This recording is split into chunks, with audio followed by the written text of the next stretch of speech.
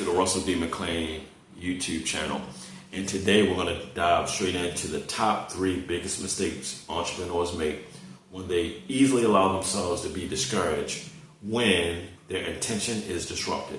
Diving into mistake number 1, lack of patience and persistence. Many entrepreneurs expect immediate results and become discouraged when their efforts don't pay off quickly.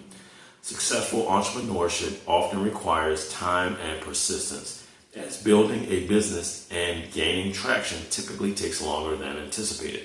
Now, guys, this is a general rule for all of us. None of us business owners can escape these principles, whether we are beginning entrepreneurs or more seasoned and successful entrepreneurs. Whenever we take on a new endeavor, there are going to be disruptions that show up that follow our intention, the same way it did for God in Genesis 1. When he formed the earth, it became void and dark, right? So he had to find inspiration and he created light, right? And he pivoted, he iterated. He left that pattern in the book of Genesis for us to follow. When our intentions are disrupted, we're supposed to adapt, right? We're not supposed to be discouraged by it. It usually means that we're on the right track, because what's happening is we put in an input and we receive an output. And while we can't control the outputs, we can absolutely learn from, reverse engineer, and backwards extrapolate from what's already proven to work and the information that we receive from the output that we receive as a result of the input. And we can improve the input, steadily moving forward, getting closer and closer to our objectives. But if we are easily discouraged, we will not get there. So be patient, guys, and simply act as if you're dying.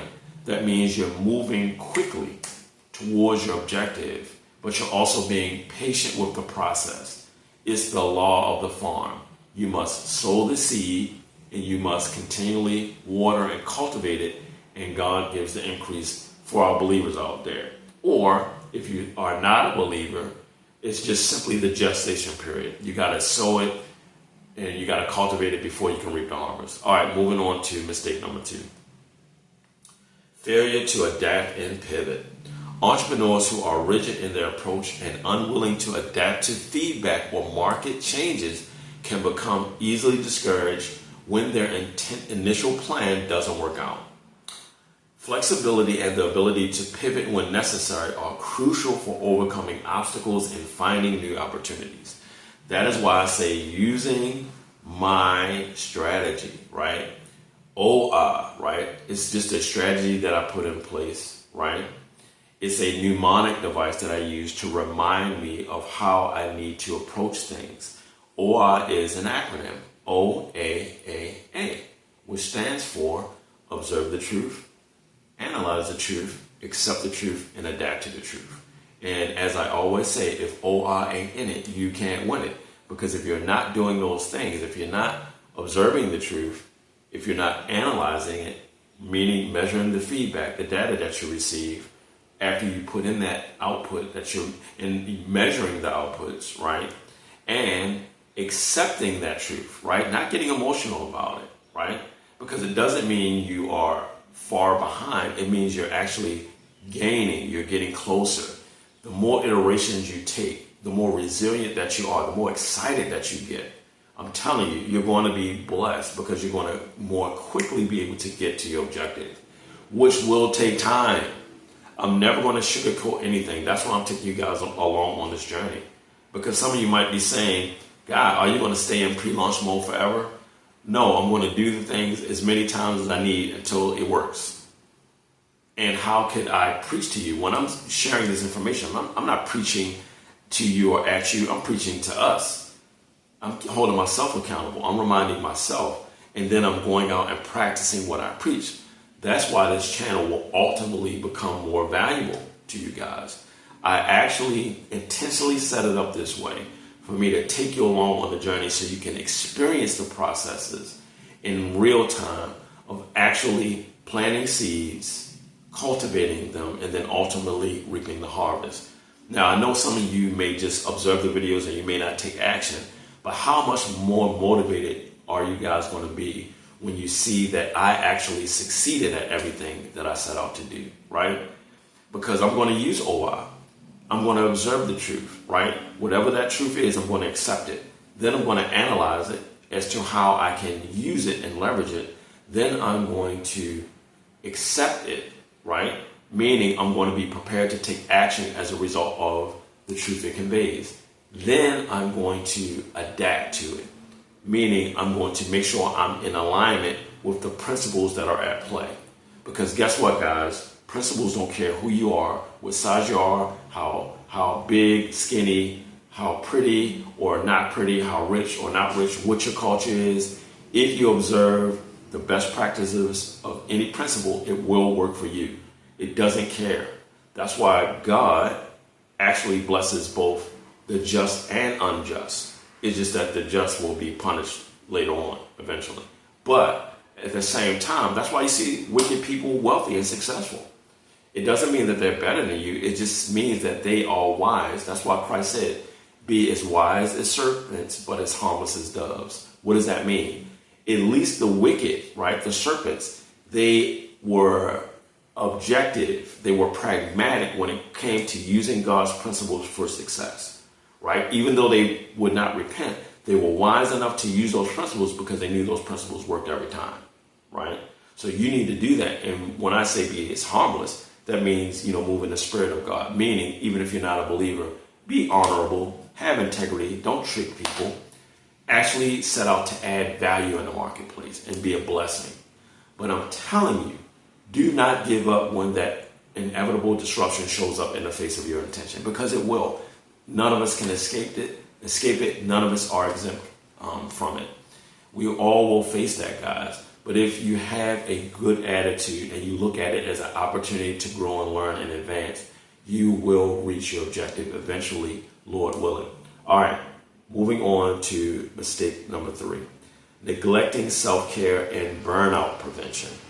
Entrepreneurship can be incredibly demanding, and neglecting self-care can lead to burnout. When entrepreneurs push themselves too hard without taking care of their mental and physical health, they are more likely to become discouraged and lose motivation. Prioritizing self-care helps maintain energy and focus over the long term. Now, you definitely don't want to beat yourself up. That's why I say, don't beat yourself up. There's a great book called 10X is Easier Than 2X, right? And 10X is easier than 2X, right? By Dan Sullivan and Dr. Hardy, right? I believe his name is Benjamin Hardy. I don't want to, as a matter of fact, let me look it up now. I'll do that while I'm on camera. See, I can iterate. That was a disruption.